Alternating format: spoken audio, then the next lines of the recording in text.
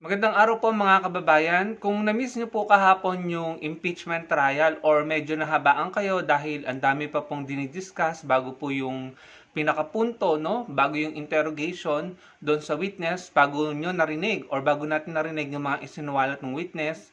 Kung nahabaan po kayo at gusto nyo pong malaman yung pinakabuod or summary, yung mga importanteng detalye na isinuwalat ng witness, nandito po sa video ito na ibabahagi ko sa inyo. Dito po ipinaliwanag nila Congressman Chua at Congressman Adyong yung mga detalye ng mga isinuwalat ng witness. Bibigyan ko po kayo ng halimbawa ng malalaman po natin na madidinig natin dito sa video ito.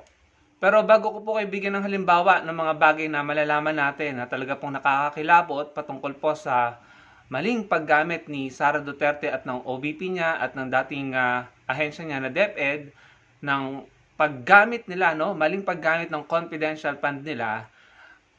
Sasabihin ko po sa inyo, dito nyo po makukuha ang mga bagay na pwede nyong isagot, mga tamang impormasyon na pwede nyong isagot sa mga palusot ng mga DDS para po ipagtanggol si Sara Duterte sa maling paggamit niya ng confidential fund. So ito po yung mga halimbawa ng mga bagay na malalaman nyo dito. Una, hindi po basta regular COBO auditor ang nag-audit ng confidential fund ni Sara Duterte. Ang nag-audit po ng confidential fund ni Sara Duterte ay ICPAO. Ito po yung Special Audit Team ng COA at sila po nag-handle ng audit ng Intel and Confidential Fund. So, hindi po uubra yung palusot ng mga DDS na kapag confidential fund ay hindi ino-audit dahil baka may isa publiko yung impormasyon ng mga informant or mga asset. Mali po yun dahil may special audit team na nag-handle ng Intel and Confidential Fund auditing para hindi po nadadivulge ang information sa publiko. Pangalawa, doon sa palusot nila na kaya code name yan, kaya Mary Grace Piatos yan, kaya kung ano-anong Harina, Nova, at kung ano-anong gawa-gawang pangalan ang ginamit daw ni Sara ay dahil nga po code name at confidential, yun po ay hindi na rin uubra. Dahil ayon po sa nag-audit ng confidential fund ni Sara Duterte, ang ICPAO, at ayon din po sa rules ng COA, dapat si Sara Duterte ay nagtago ng totoong impormasyon ng mga code name na ginamit nila at dapat nilagay ang mga impormasyon na ito kagaya halimbawa ng totoong pangalan, totoong address, phone number, para lang mapatunayan na totoong tao ang tumanggap ng pera or ng reward money. Ang impormasyong ito ay dapat inilagay ni Sara Duterte sa sealed envelope at itinago ito sa isang vault ng SDO or Special Disbursement Officer kung hindi ako nagkakamali. So dapat yung totoong impormasyon ng mga informant na tumanggap ng malalaking pera ng confidential fund mula kay Sara Duterte ay dapat nakatago sa sealed envelope. At ang sealed envelope ay dapat nasa loob ng vault. At kapag kinailangan ng ICPAO, yung special audit team na nag-audit ng Intel at Confidential Fund, kapag kinailangan nila yon para sa kanilang audit at in-request kay Sara Duterte, dapat isasubmit ni Sara Duterte yon para ma-audit ng maayos. Para mapatunayan ni Sara Duterte na mga totoong tao ang tumanggap ng pera. Pero yung po ay hindi nagawa ni Sara Duterte. Apparently, sa pagkakaunawa natin, wala siyang ginawa para ma-secure ang mga totoong impormasyon kung may mga totoong tao talaga silang pinagbigyan ng pera, mula sa confidential fund. Hindi niya isinecure ang mga impormasyon ng mga ito para itago sa isang sealed envelope sa loob ng vault ng SDO. Wala siyang ginawang ganun at wala siyang naisubmit sa ICPAO ng COA para patunayang mga totoong tao na Mary Grace Piatos at ang sandamakmak na mga informant kuno na tumanggap ng malalaking pera mula sa confidential fund ni Sara Duterte. So walang ganon, hindi napatunayan ni Sara yon, hindi nagawa ni Sara yon, kaya siguro pinababalik na yung mahigit 70 million or 73 million pesos at yung mahigit 300 million pesos mula sa kanya kasi hindi niya nga mapatunayan. Bukod doon mga kababayan, dito maririnig nyo rin na may findings po ang NBI nung sinuri nila yung mga stroke, yung mga pirma ng mga taong pumirma sa mga resibong ipinasa ni Sara Duterte sa mga acknowledgement receipts na sinasabi niya, ito yung mga taong sila Mary Grace Piatos tumanggap ng pera ng ang pirma po ay mga code name din, hindi naman mga totoong pangalan, Ang findings po ng NBI ay iisang tao ang gumawa ng pirma dahil sa pare-pareho po ang stroke, no, nung kanilang penmanship, no. So nabanggit yan dito at natuklasan niya ng NBI. So napaka-importante po na pakinggan niyo po ito, yung detalye nito, dahil alam niyo po, dito niyo po marirealize hindi uubra yung mga mababaw at mga kasyungahan na kababawan, kamangmangang palusot ng mga DDS para ipagtanggol ang mali at maanomalya at tila bogus na paggamit ni Sara Duterte ng kanyang confidential fund na tila hindi po talaga natin alam kung saan napunta. Bukod dyan mga kababayan, sa findings ng NBI na iisang tao lamang ang pumirma sa mga resibong iyon, dito din maririnig nyo mga kababayan na walang isinabmit na official receipt si Sara Duterte, puro acknowledgement receipts. Walang official receipts para patunayan na bumili nga siya ng tables, chairs, computers at printers gamit ang confidential fund. Ibig sabihin, hindi niya napatunayan na pumunta sila sa physical store para bumili ng mga sinasabi nilang binili nila gamit ang confidential fund. Having said that, kung puro acknowledgement receipts at walang mga official receipts na may mga OR number, paano ko kumpirmahin ng COA sa mga store na totoong bumili sila Sara Duterte ng mga sinasabi nilang binili nila? At kung hindi nila mapapatunayan na bumili nga sila, saan napunta yung pera, mga kababayan? Bukod doon mga kababayan, walang isinabmit, dito nabanggit po na pag-usapan na walang isinabmit sila Sara Duterte ng mga supporting documents para patunayan yung paggamit niya ng confidential fund para sa mga expenses ng medical supplies, na binili nila kuno at travel expenses. So walang mga supporting documents. Bukod doon mga kababayan, according sa witness, nabanggit dito at napag-usapan na walang sinabmit sila Sara Duterte na supporting documents para patunayan na successful ang intel or information gathering nila at surveillance activities na ipinagawa ni Sara Duterte. So kung walang mga patunay sa mga pinagkagastusan ni Sara Duterte gamit ang confidential fund, saan napunta ang pera? Kaya naman, pinababalik po ng COA ang 73 million at yung isa pa 300 plus million pesos. Yan po, kung di ako nagkakamali, ay 2022 confidential fund issue pa lang. Iba pa yung sa 2023, no? Pero pakinggan po natin mabuti ang ipapaliwanag dito nila Congressman Adyong at Congressman Chua dahil napakadetalyado po.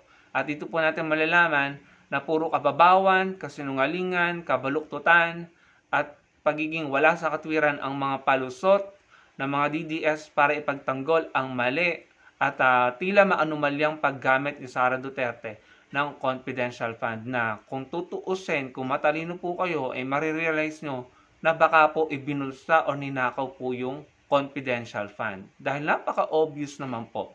So panoorin po sana natin ito mga kababayan at pakinggan po natin mabuti ng ating pong mas maunawaan kung bakit pinababalik na ng COA yung pera kay Sara Duterte at kung bakit siya ngayon nakasalang sa impeachment trial dahil sa Article 1 ng impeachment trial na ito na confidential fund mga kababayan. Panoorin po natin. Lumabas sa testimonya ng witness na hindi idinitalye ang anumang confidential activity na pinaggamitan ng confidential funds. At ayon sa witness, kailangan ng detalyadong confidential activity para malaman kung compliant ba ito ang mga ginastos na pondo o ang paggastos ng confidential funds. Next slide. First time din na nagkaroon ng confidential funds ang DepEd na sumailalim sa pamamahala ng Vice Presidente Sara Zimmerman Duterte. Sinertipikahan din ng Vice Presidente na kailangan ang confidential funds at ito ay naaayon sa batas. Sinabi ng witness na may ilang confidential activity ang Office of the Vice President na hindi naging compliant sa paggamit ng confidential funds. Sa gitna ng pahayag ng witness, lumalabas na maraming irregularidad ang naging paggamit sa confidential funds base sa pagsisiyasat ng Commission on Audit o ang COA. At lumabas rin sa mga ebidensya at pinatotohanan ng witness na tumanggap ng 70,000 pesos ang isang Mary Grace Piatos mula sa confidential funds ng Vice Presidente. Naipakita din sa direct examination ng witness ang mga acknowledgement receipts kung saan nakapirma sina Mary Grace Piatos, Nova Santos, Renan Piatos at Miko Harina. Ito ay kaugnay pa din ng 612.5 million na confidential funds ng Vice Presidente. At yun po yung mga details na nakuha po natin, summary sa presentasyon po ni Attorney Wamil ngayong araw na ito. Magandang hapon. Ano po yung nais ipahiwatig ng prosecution team when it presented some acknowledgement receipts? For instance, si Mary Grace Piatos was mentioned and lawmakers have already criticized her as allegedly fabricated. Sa mga iilang pangalan naman po, ano po yung nais ipakita ng prosecution team? Let me explain kung ano yung mga nangyari kanina. Dito pinakita yung mga iba't ibang pangalan. Lumabas yung mga pangalan nila Mary Grace Piatos, Andelim, kung maalala ninyo. Pero, kung titignan ninyo, yung supposedly na inaudit ay para po sa confidential fund na nirelease sa Office of the Vice President noong December 2022. Pero yung ginamit po nila ng mga acknowledgement receipt bilang justification dito sa pondong to na kanilang dinisburse o ginamit, kung mapapansin ninyo, ay mayroong December 2023 or 1 year thereafter. At kung mapapansin din ninyo, yung quarter na December 2023, wala ng confidential fund ang OBP, yung last quarter na to. Kasi yung 4 na quarter na meron ang OBP, December 2022, first quarter ng 2023, second quarter ng 2023, at third quarter ng 2023. Pero yung ginagamit nilang justification para sa December 2022 ay nasa last quarter ng December 23. So dito pa lang makikita mo na yung problema. Pangalawa, meron pa rin doon na ginamit na justification na ang petsa ay November 2022. Etong buwan na to, wala pang confidential fund. Dahil ang confidential fund, uulitin ko, ay para sa petsang December 2022. Hindi kasama ang November 2022. Now, ang isa pa sa sinasabi ng COA kanina na kanilang pinaliwanag, itong supposedly, ang justification dito ay last quarter yung paggamit. Pero inirelease ito noong December 2022 lamang. So doon pa lang meron na raw pagkakamali. So yan po yung mga nakita natin na mga ilang obserbasyon. Yung kanina mga pinakita ay ilan lamang dahil halos lahat naman po na pinakikita doon. Kaya nga po ginamit na summary. Kasi ito po ay allowed sa Rules of Court. So nakalagay po to, nakasaad po dito sa Section 7 ng Rule 130 ng Rules of Court na pag-summary. Ibig sabihin, pag marami ang volume at iisa lamang ang nais na tumbukin, po pwede itong gamitin at hindi na kinakailangan na isa-isahin. Sir, Dadagdagan ko lang, no? Una, titingnan natin yung physical and financial plan na sinabmit nila. Bakit importante ito? Parati itong binabalikan ng ating witness. Dahil ito yung magti-trigger kung magkano ang kailangan na confidential funds at ano yung specific na activity kung saan ilalaan ang confidential funds na hinihingi nila or ni-release sa kanila, which is 125 million. Doon sa physical and financial plan, ang sabi ng COA, hindi siya compliant dahil unang-una, hindi specific at hindi particular kung anong confidential activities ang gagawin nila. Dahil doon, madidetermine mo kung ano yung manner of reward or purchase of reward doon sa activity na yon. Kaya walang specific na accomplishment report kasi sa doon magkaka-connect yan eh. Doon mo titingnan muna doon sa plano kung ano yung confidential na activities na yon Kasi nga, doon magti-trigger nga kung anong pondo at saan mo lalagay yung pondo na yon. Kaya nagkaroon tayo ng ganong klaseng problema. Yung sinabi ni Congressman Joel Chua na yung date na nagkamali is a year before nung coverage. Ang coverage supposedly is December 21. 22, yeah, December 21 up to December 31, 2022 yung pag-release ng 125. Ang coverage nun is last quarter.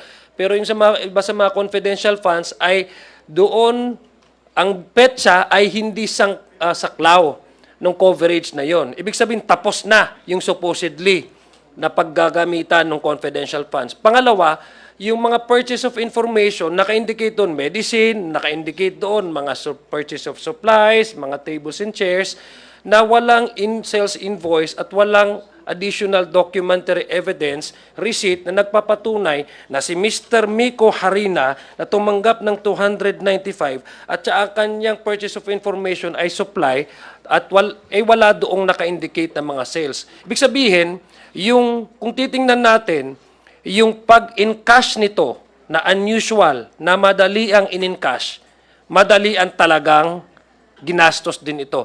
Dahil madali ang ginastos, hindi tugma-tugma yung dates at hindi tama yung kanilang binigay na mga documentary evidence to prove that the confidential funds was used in compliance with the joint circular ng COA. So, klaro po yun.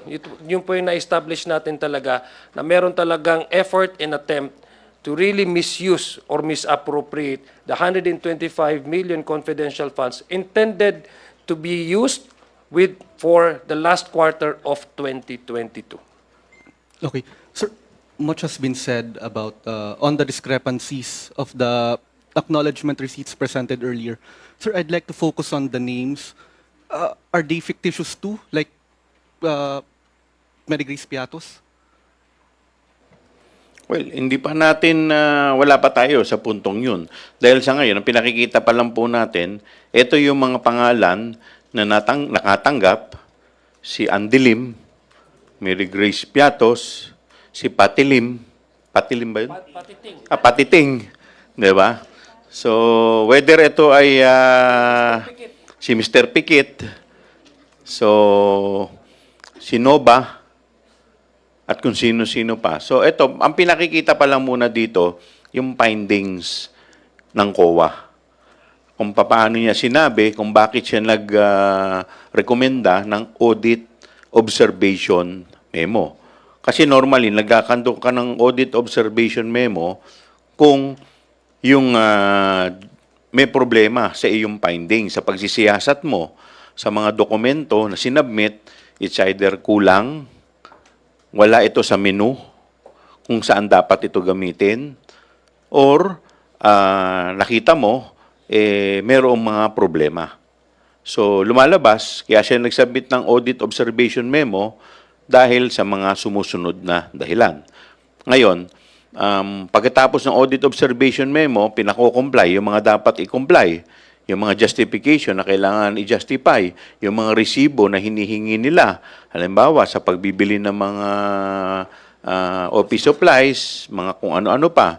At to begin with, yung office supplies, yung mga medicine, wala ito doon sa menu, doon sa COA circular. So, bago ka pumasok doon sa purchase ng mga ganito, kailangan ito ay may connection doon sa intelligence gathering, pag-gather ng mga information. For dito, lumalabas, meron pa nga doon kay Mary Grace Piatos, hindi malaman yung purchase of reward, may nakalagay medicine. So, hindi malaman kung ang pinambayad ay medicine. So, hindi pa tayo pumupunta dito sa aspetong to. Sa ngayon, ang pinakikita pa lamang at base sa mga question and answer kanina, lumalabas, ito yung mga dahilan kung bakit sila inisyuhan ng audit observation memo. But from... Dadagdagan ko lang, bakit importante na mag-comply? Kasi di ba tinanong siya kanina, ang ating witness, ito ba ay strictly compliant dapat ang maging observation or maging submission ng mga documents or substantial compliant lang? Ang sinabi ni Attorney Wamil is strict compliance. Kasi pera ng taong bayan itong pinaggagamitan dito sa confidential activities, di ba? So that's why it's important also na yung mga additional attachment pagdating sa pagpa-purchase ng information, tas gagamitin mo gamot or gagamitin mo na reward, tables and chairs. Halimbawa, si Mary Grace Piatos, ang binayad sa kanya ay medisina. Hindi natin alam kung masakitin ba ito si Mary Grace Piatos. So, kailangan may additional na sales invoice para halimbawa, makomply nila na talagang apart from the receipt, ng acknowledgement receipt, merong nagpapatunay na tinanggap nila with the amount of 70,000 in the case of Mary Grace Piatos na gamot ang kanyang tinanggap ay may sales invoice of, let's say, penicillin halimbawa na worth 70,000 pesos. Hindi natin alam, baka may plano si Mary Grace Piatos na magtayo ng butika. No? 70,000 worth of medicine. Kaya strict compliance at hindi substantial compliance ang kailangan ng ICFAO, no? Para ma-determine na tama yung paggamit ng confidential funds. Pero ano po yung initial assessment ng prosecution team when it comes to these names? Are they parang at the very least questionable? Kasi parang kumikita natin, may Andy Lim, di ba? May Miko Harina, ayun po. And also, ilan po yung ARs in total? And how much in total po itong na-release? Lumalabas yung mga ARs, no? Nasa more than 3,000, almost 4,000, 3,800? 3,800 plus. So, ito yung mga ARs. Pero kagaya nga ng binanggit kanina ng ating counsel for the prosecution, si Attorney Lorna Kapunan, na isa-summarize na lang nila. Ang ginamit na lang yung summary at ilan lamang ang kanilang nilabas dahil it will take time. Kung isipin mo, could you imagine kung kada isang acknowledgement receipt ay ilalantad pa. Anyway, yung iba naman, insofar as the other acknowledgement receipts are concerned, yung for the first quarter, second quarter, and third quarter of 2023, ito naman ay in-stipulate na. Ibig sabihin, hindi na kailangan ipresenta dahil common exhibit na. Ang pinag-uusapan na lamang ngayon, o kailangan na lang ipresenta at patunayan, yung more than 800 na acknowledgement receipt para sa December 2022. Dag ko lang yun yung acknowledgement receipt na sinasabi, no? With dun sa last quarter of 2022. Merong 25,606 worth of acknowledgement receipts na hindi sakop doon sa coverage ng last quarter. Ibig sabihin, ang date na lumabas ay 2023, January of 2023. January 2023. A worth of 25,606 na acknowledgement receipts na ang kanyang petsa ay outside doon sa petsa na covered noong last quarter of 2022. Merong 3,200,000 na undated. Ito yung mga acknowledgement receipts, wala silang naka-specify na date, petsa, no? Oo. So yung blanco, na yun yung naging observation nila, no, na nag-trigger doon sa notice of suspension.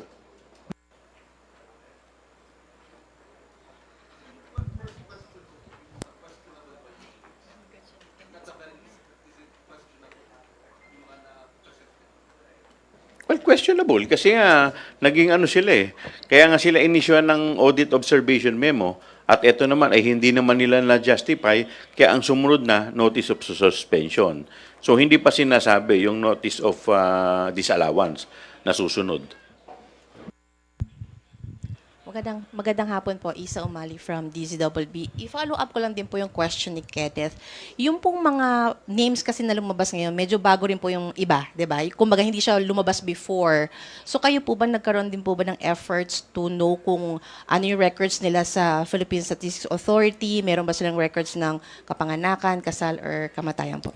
Kung maalala po ninyo, nung pong panahon, nung Committee on Good Government noong 19th Congress, kasama po sila sa mga sinumite namin sa PSA at lumalabas doon sa record halos 70 or 80% ng mga pangalan na sinubmit o ginamit dito sa acknowledgement receipt, lahat po ay wala pong petsa ng kapanganakan, wala rin petsa ng kamatayan. So lumalabas, sila ay hindi nag-i-exist na tao.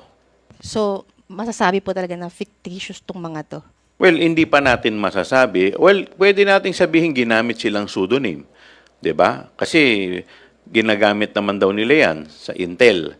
Pero ang susunod na magiging tanong dyan, sino yung totoong tao?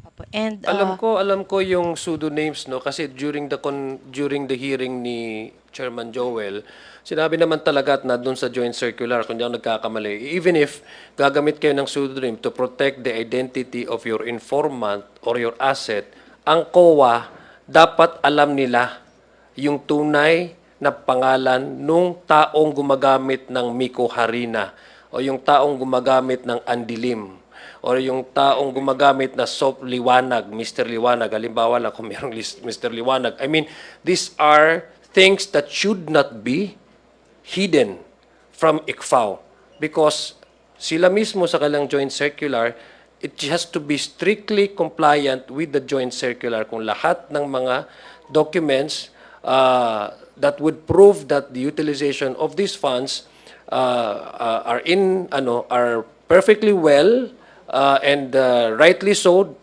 implemented. Implemented meaning those people who have received these funds or these amounts are real people, though they may seem to hide in pseudonym for the purpose of protecting their identity, pero not to keep this hidden from ICFAO. Ganito po yan. Meron po mga pseudonym na ginamit. Pero yung mga pangalan po na counterpart nito or yung mga identity, yung true identity, dapat po nakalagay yan sa isang sealed envelope. At sa likod ng sealed envelope, may nakalagay confidential. At itong sealed envelope na to, dapat ito nakatago sa vault ng SDO. So kung meron man po itong masasabi natin na true identity, dapat nung hiningi na sa kanila nung COA, ICPAO, dapat sinumiti na nila ito kung na-question yung identity. And second question na lang po, yung susunod po na isasalang sa witness stand, taga-COA din po, ina-expect nyo po ba na mas mapapalalim pa itong issue po doon sa mga acknowledgement receipts? Meron pang, kumbaga, aasahan na iba pang mga names na susulpot? Well, ayoko naman pangunahan kung anong magiging testigo noon. Pero kung makikita po ninyo kanina, sinabi po ng testigo natin, kasi siya yung previous na state auditor na nag-handle nito. Pero yung kanyang handling ay hanggang notice of suspension.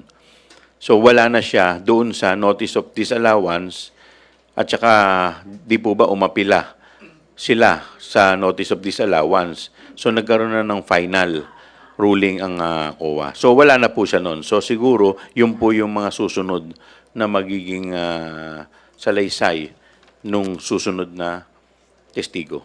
Well, dadagdagan ko lang sinabi ni Kong Joel. Yung 845 acknowledgement receipts ay base lang doon sa last quarter of 2022.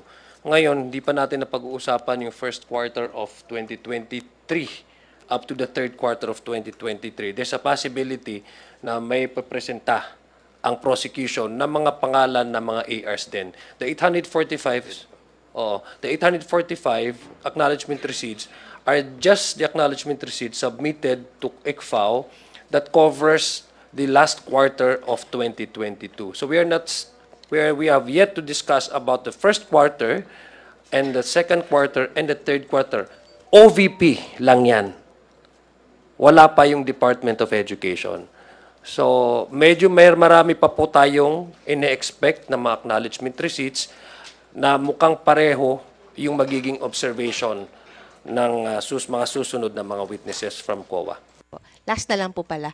Hindi po ba kayo nabibitin kasi natapos yung day 11, 2:30 ng hapon, mas marami pa sanang, kumbaga, lalabas, matatanong dun po sa witness. Kayo po yung ganitong setup po, di po ba kayo nabibitin? Well, siyempre, kailangan intindihin din natin yung ating mga senator judges dahil bukod dito, meron pa silang ibang trabaho, which is yung legislation. So, kanina, sinabi naman po ng ating presiding officer, si Senator Chis Escudero, na 3 o'clock magkukonvene na yung Senate as bilang legislative. So, siguro dapat hindi maging hadlang itong impeachment sa trabaho na ginagawa ng ating mga senador. All right, thank you. Ann, your turn. Sir, good afternoon. Ann Soberano po of Bombo Radio. Sir, hingan ko lang po kayo ng inyong reaksyon. Ano po yung kahalagahan ng pagkakaiba sa pagkakaroon ng confidential funds ng mga naging Vice President kung saan sina dating Vice President Leni Robredo at Jejo Marbinay ay walang appropriations po ng confidential funds habang si Vice President Sara naman ay tanging merong appropriation for confidential funds. Your reaction? Well, dati kasi hindi pa natin nakikita yung ganitong problema. So basically, dati, nung bago nangyari ito, lahat ng mga departamento lumalabas, pwede magkaroon ng confidential fund. Pag humingi ka, pwede magkaroon. Kahit na ikaw ang iyong departamento ay walang kinalaman sa intelligence gathering, walang kinalaman sa peace and order, walang kinalaman sa national security. But now, nung nakita natin, nung 19 Congress, na ito pala ay pwedeng maging isang paraan para masabi natin na magkaroon ng ganitong problema, kaya nga po kami nag-propose yung 19th Congress at ngayon ipinasa pa rin po natin na pahigpitan yung pagbibigay ng confidential funds sa piling ahensya at departamento lamang, kung saan ang mga ahensya ng gobyerno o departamento na may kinalaman lamang sa peace and order, na may kinalaman lamang sa national security, ang dapat na pagkalooban nito. So yan po yung aming propose. At isa pa po, ang naging bunga nung hearing namin sa Committee on Good Government ay mas pinahigpit po namin yung mga requirement kung kailan ang isang tao ay dapat maging special disbursing officer. Kasi nakita rin natin na pwede ka pala maging special disbursing officer basta't ikaw ay inappoint ng head ng agency. So ngayon, para maiwasan po yung pagkukuntsabahan, dapat ang gagawing special disbursing officer ay may permanent position na sa ahensya or sa departamento. So yan po yung mga nakapending bills na ngayon po ay nandoon pa sa Kongreso. I think prior to what Congressman Joel has explained to you, nung naging aksyon ng Kongreso pagdating sa paglalatag na mas konkretong guidelines as to the request of the confidential funds, ito sana yung opportunity na ma-appreciate natin that even those agencies that have no direct mandate to help the government in fighting lawless elements or terrorism, it could have been perfect venue na makita natin na po pwede silang sumuporta had the Office of the Vice President or the Department of Education fulfill faithfully in compliance with the joint circular kung paano ginasta ang confidential funds. This was the first time. Maganda sana itong panimula kung naayos na implementa ang confidential funds. Unfortunately, the opposite has spoken what happened. No, it's the opposite that actually we saw. Na ang ICFAO, lumabas sila ng mga ganitong klaseng reports. So, pangalawa, nakita naman din natin doon sa sinubmit ng mga liquidation report na ang Vice President ay siya yung may direct supervision and control dito sa pondo na ito. No? Kaya parati nating sinasabi at ang taong bayan, we need to hear straight from the Vice President the answers regarding the accusation hurled against her, because she affixed her signature saying that she is there in direct control and supervision of these funds. At unfair naman kay Mr. Fajardo at saka Ms. Acosta, yung na-mention kanina ni Congressman Joel, na sila yung naririnig na pangalan at sila yung possibly na magbibigay ng sagot, no, just because they are the pay of these confidential funds without even looking at the very person who seems to be in control and responsible for the utilization of these public funds.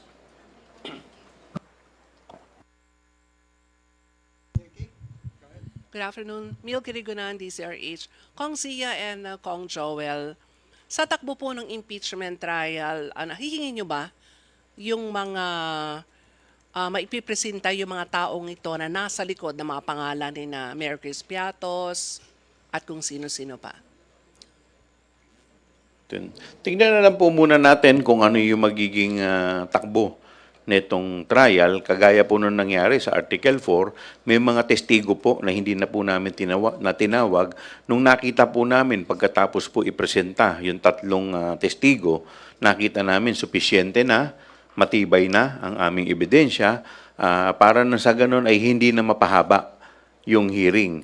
So dito siyempre gumagawa rin tayo ng paraan na mapaiksi yung presentasyon namin, pero in the same manner na hindi naman magsasuffer yung bigat ng ebidensya na ipipresenta po namin.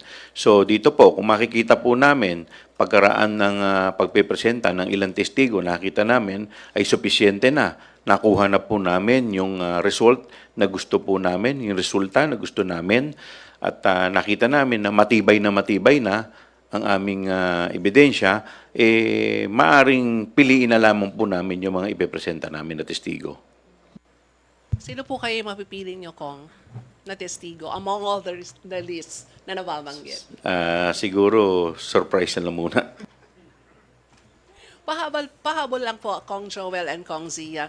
Paano po yung nababanggit din ng lagi ang pangalan ni Attorney Manasseh Scarpio? Kasama rin po ba ito sa plano na ipatawag ng prosecution? Salamat. Nasa ibang article po yung kung saan na-mention nga po si Attorney Man Scarpio, hindi po sa confidential funds. Pero again, depende po yan kung anong magiging takbo ng trial na to. May mga reserved witnesses naman, pero hindi naman ibig sabihin na dahil na-mention siya ay diretsa siyang ipapasupina ng prosecution. So depende po yan sa development po ng trial. At sa Article 2 pa po yan, Ma'am Milky. Thank you. All right, thank you, Milky. Let's give way to Joy. Good afternoon po, Kong. Sir, on the rules of evidence, are you going to present po yung 15 boxes of comp records? I-present po ba lahat yun to establish yung financial irregularities that directly prove an impeachable offense as defined by the Constitution? Well, kanina po ay pumayag na yung kabila, yung defense, na hindi na kailangan ipresenta lahat, isa-isa. So, yan po, nakalagay po yan sa Section 7, Rule 130 ng Rules of Court, summaries. So, dito po, sa rules na to, pinapayagan po na kung iisa lamang po ang gustong ipalabas na resulta, po pwede pong summary na lang ang aming ipipresenta. Kaya nga kung kanina nakita po ninyo, 12 pangalan lamang ang ipresenta vis-a-vis sa more than 800 na acknowledgement receipt. So, ganun po yung nangyari kanina.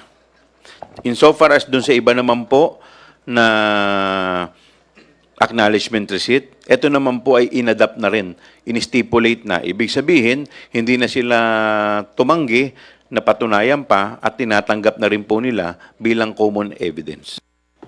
Sir, dun sa presentation po kanina dun sa mga pseudonym na sina Miko Harina, Mary Grace Piatos at saka iba pa po, napansin ko lang po yung stroke ng penmanship is almost the same. Iba-ibang name, pero yung stroke ng penmanship parang isang tao. Kasama po ba yung sa i-establish natin?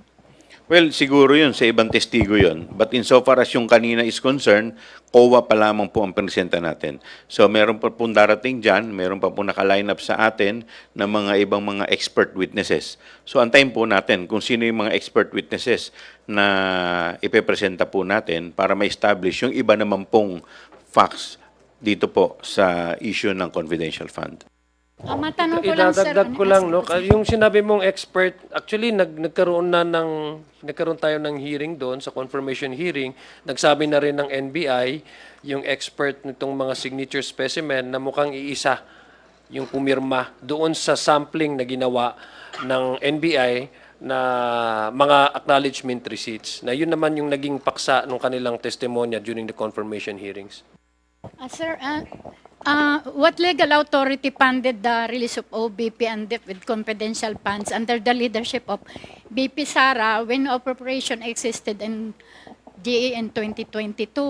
What made her so special and distinct? Yung iba po kasing office, wala. Pag Bratanela po ba, meron talaga? Normally po kasi ganito po yung budget process. Yung mismong agency o departamento, sila po muna yung gumagawa ng budget. Ipopropose po nila, isasubmit po nila yan sa DBM. So, titignan po ng DBM. Kung allowed naman po, kadalasan po pinagbibigyan. Now, ang tinasabi po nila, ang Kongreso naman, pinayagan yan. Pero alam po ninyo, normally, ang pondo po kasi ng President at ang pondo ng Office of the Vice President, by tradition, yan po ay hindi na masyadong binubusisi out of courtesy. Kasi kung nakalagay po dyan, wala naman pong problema.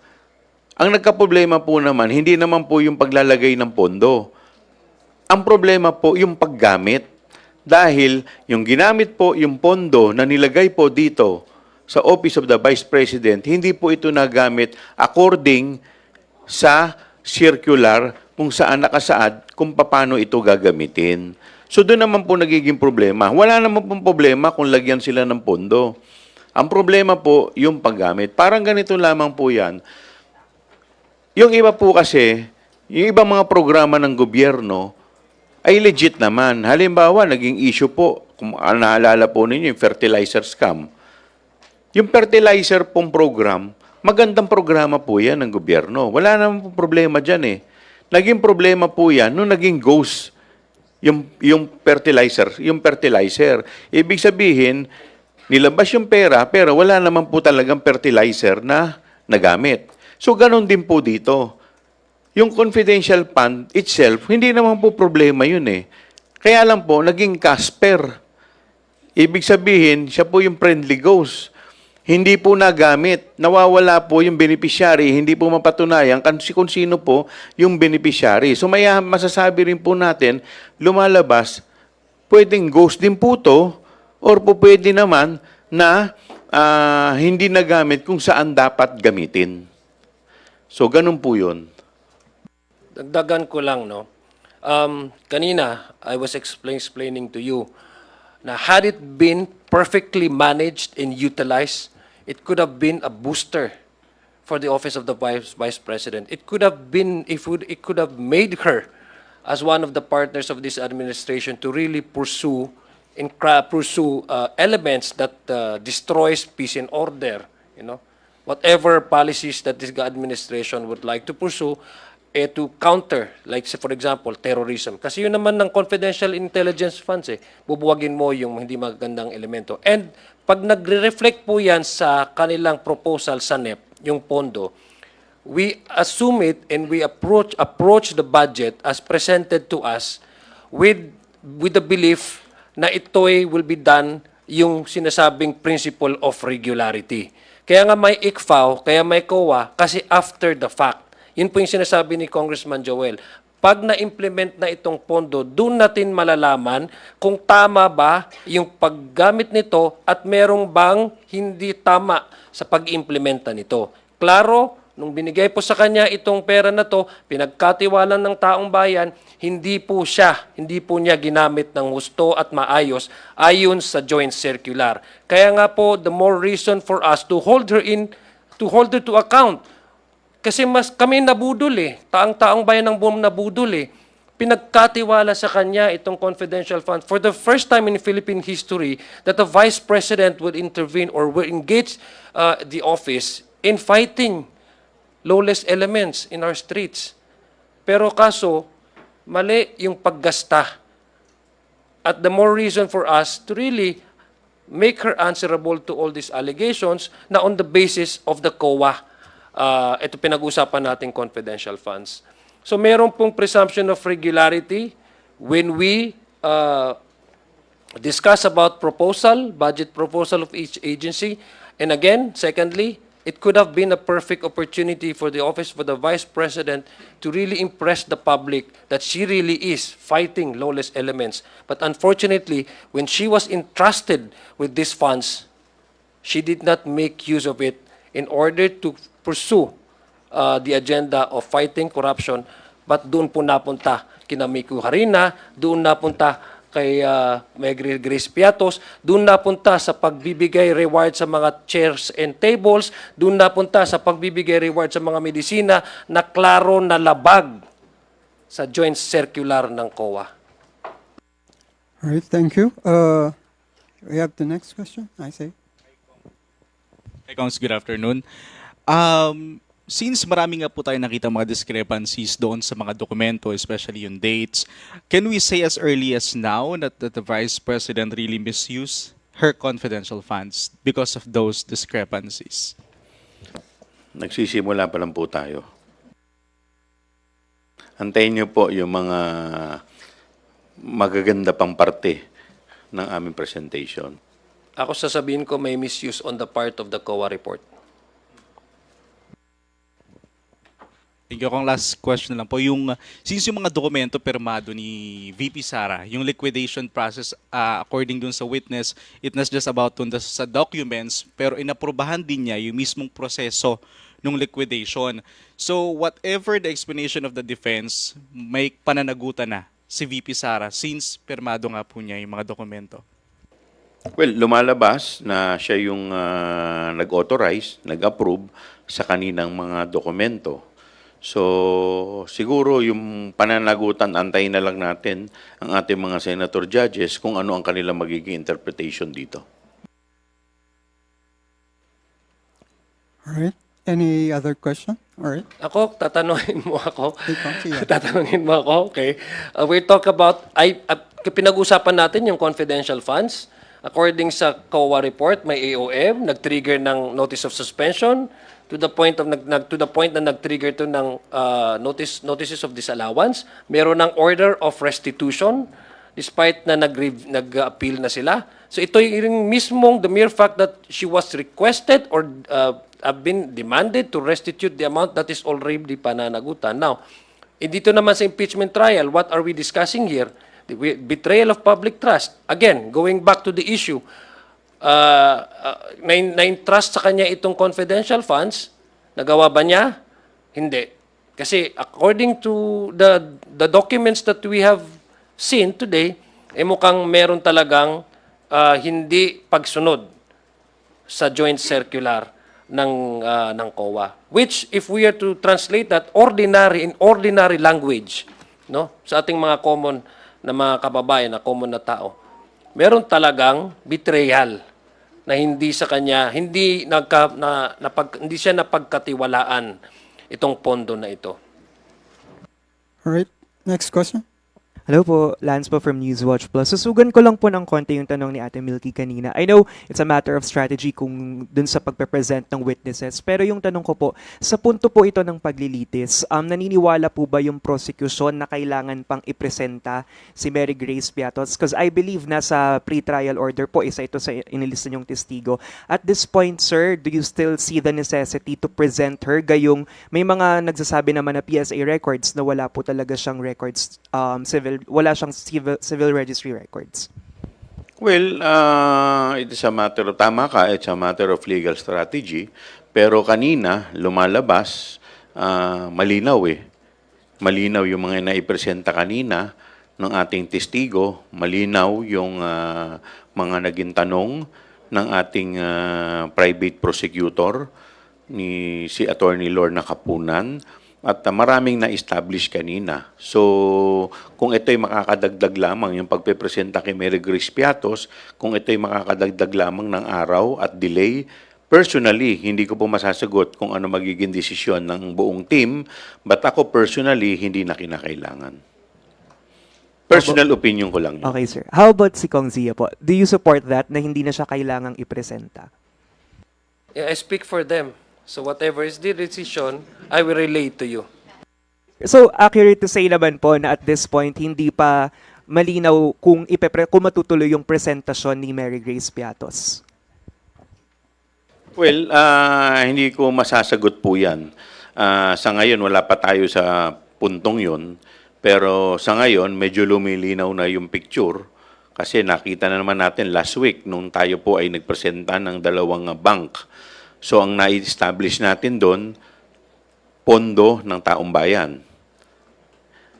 Buong 125 sa OBP, 4 na cheque, at yung sa DepEd, 37.5 na i-withdraw in cold cash. Ito ay natanggap ng SDO in the name of Paharda sa DepEd at Gina Acosta sa OBP.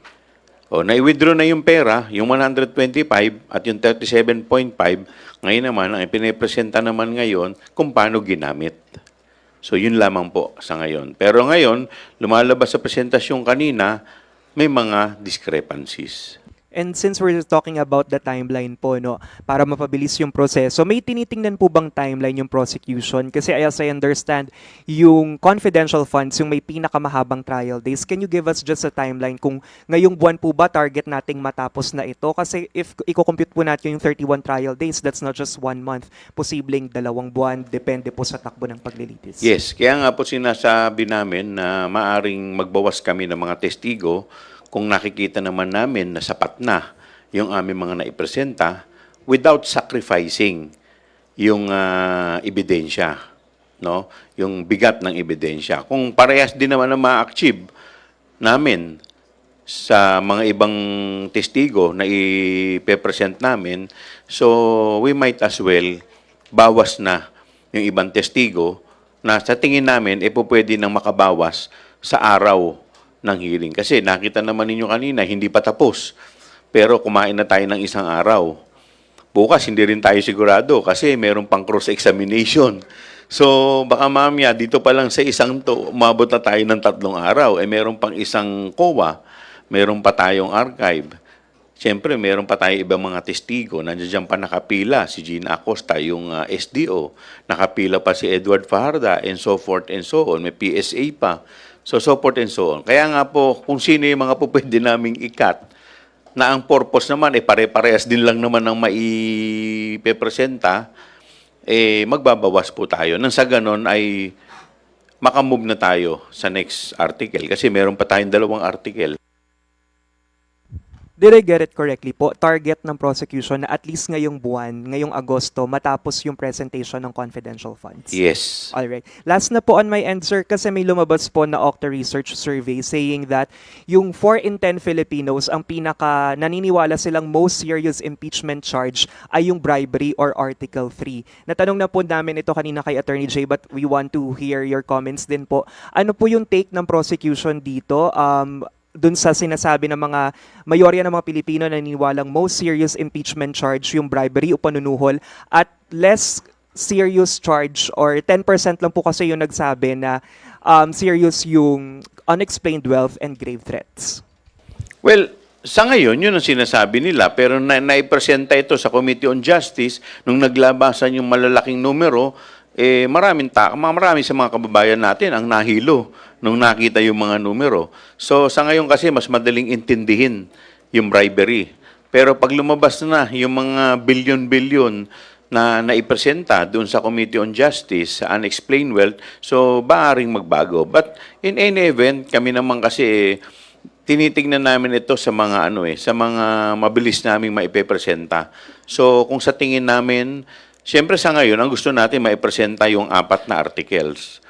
Pero pag nakita namin, after presenting 2 or 3 articles, solid na yung ating mga ebidensya, pwede na tayong mag-wrap up or i-waive yung isa o dalawang articles. So, depende yan kung ano magiging resulta ng mga o takbo nitong hearing. Kong? Well, dadagdagan ko lang, no, paiba-iba kasi kaya nga periodic yung pag-hold ng survey. Kasi one survey may be different in the other surveys, di ba? Depende yan. Sabi nga ni Kong Joel, minsan nagkakaiba-iba yung appreciation ng mga tao in a particular moment, on a particular circumstance. So, what is important is that nakikita natin na ang taong bayan naintindihan nila na itong mga allegations na to ay serious, that constitutes impeachable offense. And what is important as well is that ang taong bayan ay nakikinig at nakikisubaybay at nagmamasid doon sa napag-uusapan dito sa korte. In fact, to me, if you ask me, whatever are the preference of the people among all the articles, what is important is they feel that the Vice President needs to face the charges leveled against her. So yun mga kababayan, napakalinaw po.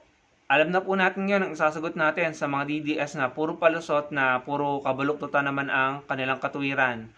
Again, ulitin ko lang yung mga ilang nabanggit. Hindi po nag-submit si Sara Duterte ng mga supporting documents para patunayan na successful ang kanilang intel gathering at surveillance activities. Hindi po nila napatunayan yon dahil wala silang sinabit na mga supporting documents. Sunod, hindi rin po nag-submit si Sara Duterte ng mga supporting documents para patunayan na ginamit nilang confidential fund para bumili ng mga medical supplies at para patunayan na ginamit ito sa kanilang travel expenses. Sunod dyan, wala rin silang sinabmit ng mga OR or official receipts para patunayan na bumili sila ng mga computer, printer, tables, and chairs. Wala pong OR receipts, puro acknowledgement receipts lamang po. Bukod dyan mga kababayan, narinig po natin na ipinaliwanag, no?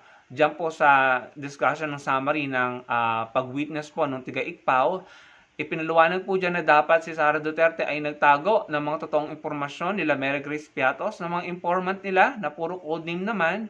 Dapat nagtago si Sara Duterte sa isang sealed envelope ng mga impormasyon, ng mga identity ng mga iyon, at inilagay sa loob ng vault ng SDO para pag kinailangan ng ICPAO para sa audit, para patunayang mga totoong tao ang nakatanggap ng pera, ay maipapasa ito ni Sara Duterte. Pero hindi po nangyari yon dahil apparently wala pong ginawang ganon si Sara Duterte.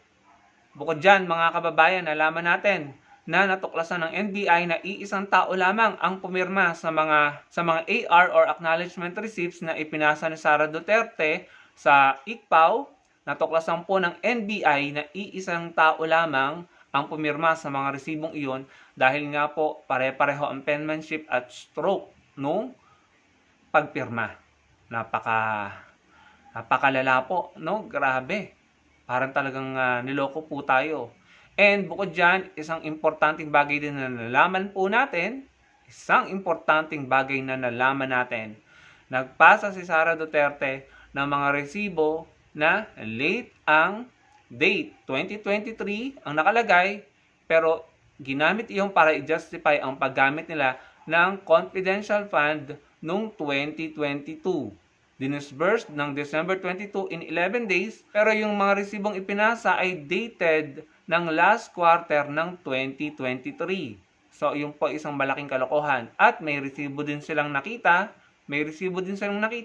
na dated November 2022, 1 month advance bago natanggap ang confidential fund ni Sara Duterte noong December 2022.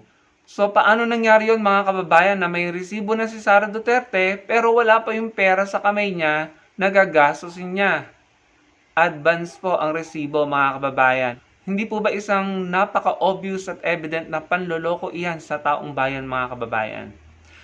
Alalahanin po natin na ito ay pera ng taong bayan na ginastos ni Sara Duterte, kaya dapat po hindi po basta-basta ang pagpapaliwanag kung paano ginamit ito. Hindi lang puro acknowledgement receipts, dapat po mga official receipts dahil strict compliance po dapat ang ginawa ni Sara Duterte sa pagsunod ng rules sa paggastos ng confidential fund. Pero apparently, hindi po niya yun nagawa.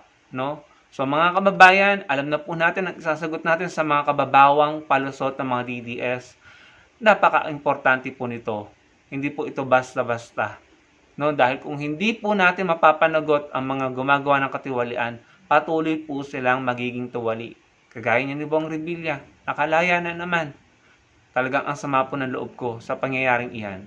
Sa ngayon mga kababayan, mahalaga po na well-informed tayo at nagre-raise tayo ng awareness para inform po ang ating mga kababayan. Maraming po salamat sa panonood. Sana po maibahagi nyo sa iba ang video na ito, ma-share nyo po sa iba nang malaman din po nila ang mga importanteng bagay patungkol po sa impeachment trial ni Sara Duterte. Salamat po sa panonood.